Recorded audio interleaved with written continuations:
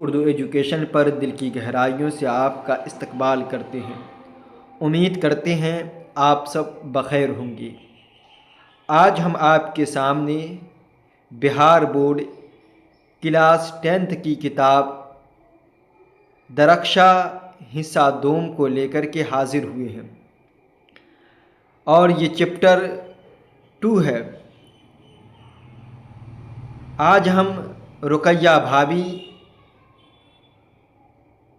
جو افسانہ ہے، جس کے مصنف سہیل عظیم آبادی ہے، ان سے متعلق آئے ہوئے سوالات کے جوابات کو حل کریں گے، اور مختصر افسانہ سہیل عظیم آبادی، رقیہ بھابھی، تینوں ٹاپک سے جو سوالات بہار بورڈ میں بار بار ریپیٹ کیے جاتے ہیں، پوچھے جاتے ہیں، ہم امتحانی نقطۂ نظر سے سوالات کو حل بھی کریں گے۔ اگر آپ چینل پر نئے ہیں تو چینل کو لائک کریں، سبسکرائب کریں اور دوستوں میں شیئر کرنا نہ بھولیں۔ تو چلیے شروع کرتے ہیں آج کا سبق۔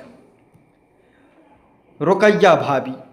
رقیہ بھابھی یہ افسانہ ہے، ایگزام میں پوچھا جاتا ہے رقیہ بھابھی کس صنف میں ہے، تو یہ مضمون نہیں ہے، یہ داستان نہیں ہے، یہ ناول نہیں ہے، یہ کیا ہے؟ یہ افسانہ ہے۔ ایگزام میں اور اس سے سوال پوچھے جاتے ہیں، رقیہ بھابھی افسانہ کے مصنف کون ہیں، یا افسانہ کے افسانہ نگار کون ہیں؟ تو سہیل عظیم آبادی ہے۔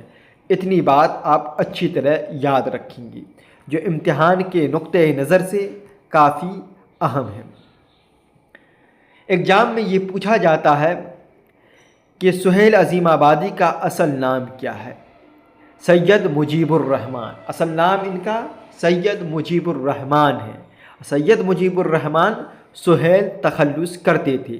تخلص فرضی نام کو کہتے ہیں، قلمی نام کو کہتے ہیں۔ شاعر جو اپنی شاعری میں یا غزل میں، مقطع کے شعر میں جو اپنا فرضی نام پیش کرتا ہے، قلمی نام پیش کرتا ہے، وہ تخلص کہلاتا ہے۔ جیسے سہیل تخلص ہے، غالب تخلص ہے، اقبال تخلص ہے، حالی تخلص ہے۔ سہیل عظیم آبادی کی پیدائش ایگزام میں پوچھا جاتا ہے تو 1911 میں ہوئی۔ کہاں ہوئی پیدائش ان کی؟ تو پٹنہ میں ہوئی۔ پٹنہ کہاں ہے؟ یہ بہار میں ہے۔ بہار کی راجدھانی پٹنہ ہے۔ تو اتنی بات یاد رکھیں گے۔ ابتدائی تعلیم سہیل عظیم آبادی کی کہاں ہوئی؟ ان کے ننیہال کے مدرسے میں ہوئی۔ سہیل عظیم آبادی جو ہے آل انڈیا ریڈیو میں ملازمت اختیار کی۔ ایگزام میں پوچھ سکتا ہے کہاں ملازمت اختیار کی؟ آل انڈیا ریڈیو میں۔ سہیل عظیم آبادی کے پہلا افسانوی مجموعہ چار چہرہ ہے، جو 1934 میں پبلش ہوا، لکھا گیا، شائع ہوا 1934 میں۔ دوسرا ہے الاؤ ہے، 1940 میں جو لکھا گیا۔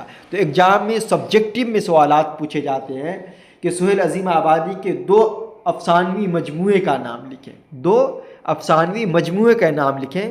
تو آپ لکھیں گے چار چہرہ اور الاؤ، اور تیسرا بھی آپ یاد رکھیں، ان کا ایک اور افسانوی مجموعہ ہے آدمی کے روپ۔ کیا نام ہے اس کا؟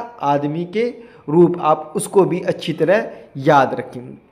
سہیل عظیم آبادی کا ایک مشہور ناول بھی ہے، بے جڑ کے پودے۔ ایگزام میں پوچھتا ہے بے جڑ کے پودے کیا ہے؟ یہ ناول ہے۔ اس کے رائٹر، لکھنے والے کون ہیں، تخلیق کار کون ہیں، ناول نگار کون ہیں؟ تو یہ اس کے ناول نگار سہیل عظیم آبادی ہے۔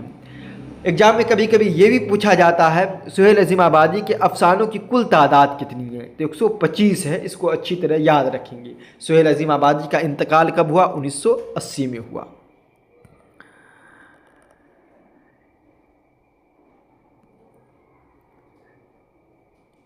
کہانی میں مرکزی کردار بھی یاد آیا ہے، موٹے طور پر آپ اس کو بھی یاد رکھیں گے، ذہن میں بٹھا لیں گے۔ ایک تو رقیہ بھابھی، اس کا مین مرکزی کردار ہے رقیہ بھابھی۔ اس کے بعد ان کے شوہر کا نام آیا ہے، ان کے شوہر ہیں، پھر ان کے رقیہ بھابھی کے دیور اختر ہیں، پھر رقیہ بھابھی کی بیٹی ریحانہ ہے، اور ان کے شوہر کا نام ننھے بھائی ہے۔ اور اس میں ایک کردار آیا ہے شمی جو ایک غریب طالبہ ہے، تو کہانی کے کردار کو بھی جو ان کے پاتر ہیں تو ان کو بھی آپ یاد رکھیں گے، کبھی کبھی ایگزام میں پوچھ سکتا ہے۔ آئیے اب ہم سوالات و جوابات کی طرف چلتے ہیں۔ کہانی میں دیور کا نام کیا تھا اور وہ کس سے شادی کرنا چاہتے؟ ایگزام میں پوچھ لیتا ہے کہانی میں جو ہے رقیہ بھابھی کے دیور کا نام کیا ہے، تو دیور کا نام اختر تھا، اور اختر کس سے شادی کرنا چاہتی تھی؟ وہ جمیلہ سے شادی کرنا چاہتے تھے، لڑکی کا نام جمیلہ تھا، ان سے شادی کرنا چاہتے تھے وہ۔ رقیہ بھابھی کے شوہر کو بار بار جیل کیوں جانا پڑتا تھا؟ یہ سبجیکٹو میں ایگزام میں کئی مرتبہ پوچھا ہے۔ اس لیے جانا پڑتا تھا ان کو سیاست کا شوق تھا، وہ سیاست میں ایکٹیو رہا کرتے تھے، سرگرم رہا کرتے تھے، اس وجہ سے جیل جانا پڑتا تھا۔ تو آپ اس کا جواب لکھیں گے، رقیہ بھابھی کے شوہر کو بار بار جیل اس لیے جانا پڑتا تھا کیونکہ وہ اپنی سرگرمیوں، سیاسی سرگرمیوں اور تحریکوں کے شوق کی وجہ سے بار بار جیل جانا پڑتا تھا، یا اتنا آپ لکھیں گے سیاست کا شوق تھا جس کی وجہ سے بار بار جیل جانا پڑتا تھا۔ رقیہ بھابھی کی کس لڑکی کی تعلیم کا خرچہ برداشت کرتی تھی؟ کس لڑکی کی تعلیم کا خرچ برداشت کرتی تھی؟ تو اس لڑکی کا نام تھا شمی نامی، جو ایک غریب طالبہ تھی، ان کا خرچہ وہ برداشت کرتی تھی، ان کے خرچ کو وہ برداشت کرتی۔ کیوں برداشت؟ اس لیے کہ شمی سے ان کو ہمدردی تھی رقیہ بھابھی کو۔ تو آپ جواب اس طرح لکھیں گے۔ رقیہ بھابھی نے سونے کی چوڑیاں کیوں فروخت کی؟ یہ بھی ایگزام میں کئی مرتبہ پوچھا ہے۔ تو شمی کے بھائی کے MA کی فیس داخل کرنی تھی، فیس ادا کرنی تھی، اور تعلیمی اخراجات ادا کرنے کے لیے، شمی کے بھائی کی تعلیمی اخراجات، ان کی فیس داخل کرنے کے لیے رقیہ بھابھی نے اپنے سونے کی چوڑیاں ابھی جو دو دن ہی پہنی تھی رقیہ، ان کی بیٹی ریحانہ نے، اس کو چونکہ ان سے ہمدردی تھی، وہ ضروری تھا، اس لیے آ کر کے شمی نے بتایا، حالانکہ ان کو بتانا مقصد نہیں تھا، ان سے پوچھنے کے بعد انہوں نے بتایا یہ ریزن، یہ کارن، وہ اپنا غم شیئر کرنے کے لیے آئی تھی شمی رقیہ بھابھی کے پاس۔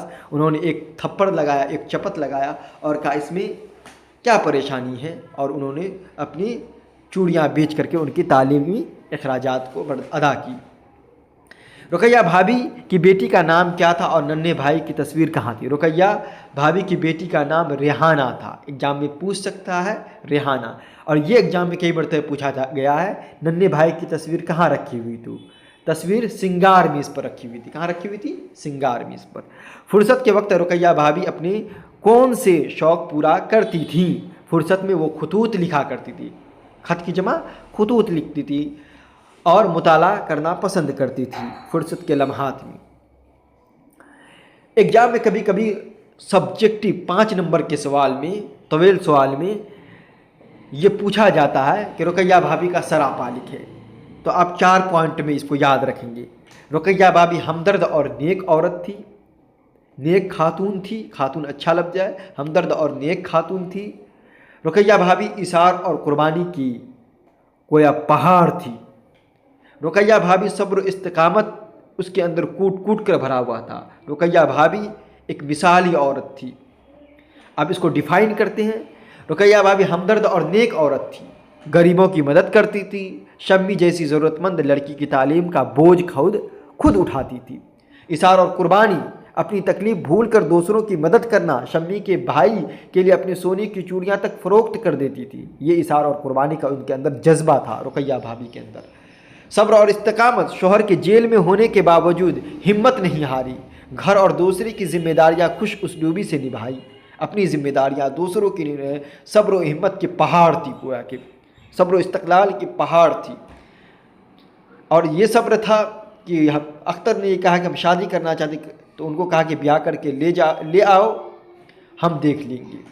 یعنی خود اتنی مصیبت ان کے سامنے تھی، اتنا ایک اور وہ مصیبت پالنا چاہتی تھی، گویا کہ صبر تھا ان کے اندر۔ مثالی عورت، رقیہ بھابھی ایک مثالی عورت تھا، ان کی باتیں نرم تھیں، دوسروں کی خوشی کو اپنی خوشی سمجھتی تھیں، اور قاری کے دل پر، پڑھنے والوں کے دل پر گہرا اثر چھوڑتی ہے۔ اس میں مختصر افسانہ جو چیپٹر آیا ہے اس میں کچھ امپورٹنٹ سوالات آئے اور ایگزام میں اس سے بار بار ریپیٹ کیا جاتا ہے۔ سب سے پہلے آپ یاد یہ رکھیں کہ مختصر افسانہ کسے کہتے ہیں؟ تو مختصر افسانہ ایک ایسی نثری صنف ہے، ایک ایسی نثری کہانی ہے جو ایک ہی نشست میں پڑھی جا سکے، جو ایک ہی نشست میں पढ़ी जा सके और इसमें एक ही चीज़ को बयान किया जाता है, एक ही मरकज़ बिंदु पर ये कहानी पर फोकस किया जाता है। मुख्तसर अफसाना में एक ही चीज़ को बयान किया जाता है। और मुख्तसर अफसाना का बुनियादी शय क्या है? वहदत तअस्सुर। इसको अच्छी तरह याद रखेंगे, पिछले चैप्टर में हम समझा चुके हैं, वहाँ जाकर के आप वीडियो देखें। मज़ीद आपको chapter wise chapter line by line explanation किया गया, उसकी वजाहत की गई है, समझाया गया है चैप्टर को बेहतरीन अंदाज में। इस चैप्टर में तो हम सवालात और जवाबात को लेकर के आए, फिर भी हम मुख्तसर अंदाज में समझाते जा रहे हैं। बुनियादी शय का मतलब वहदत तअस्सुर का मतलब ये हुआ कि अगर कोई कहानी गम से रिलेटेड हो तो गम की बातें पढ़ने वाले कारी के जहन में हो, उसका एहसास हो। अगर खुशी की बात हो, खुशी का जहन में दिमाग पर असर हो। कोई सबक की बात हो तो वहदत तअस्सुर, इसका बुनियादी शय क्या है? मुख्तसर अफसाना का वहदत। और इख्तिसार भी इसका जुज़्व है, हिस्सा है। इख्तिसार के साथ मुख्तसर अफसाना लिखा जाता है। अब एग्जाम में क्या पूछता है, ये अच्छी तरह याद रखेंगे। उर्दू का पहला अफसाना कौन है? नसीर और खदीजा। उर्दू का पहला अफसाना किसको तस्लीम किया जाता है? नसीर और खदीजा को। और इसके मुसन्निफ राशिदुल खैरी हैं। इस अफसाना को लिखने वाले राशिदुल खैरी है। और ये अफसाना नसीर और खदीजा कब शाये हुआ? 1903 में। कब हुआ? 1903 में। इसको अच्छी तरह याद रखें। तरक्की पसंद तहरीक का आगाज़ कब हुआ? 1936 में। 1936 में इस तहरीक का आगाज़ हुआ।